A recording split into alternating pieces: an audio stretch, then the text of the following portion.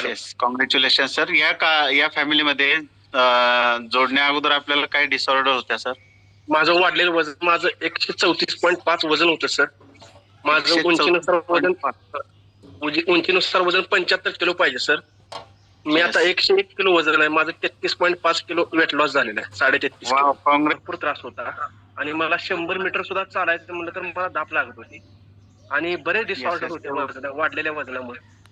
एकदम भरपूर असे म्हणजे कसलाही दिवसभर उत्साह राहत नव्हता. कामात कुठलंही लक्ष लागत नव्हतं. त्यामध्ये आपल्याला काय बदल झालाय सर आणि किती दिवसामध्ये झालाय?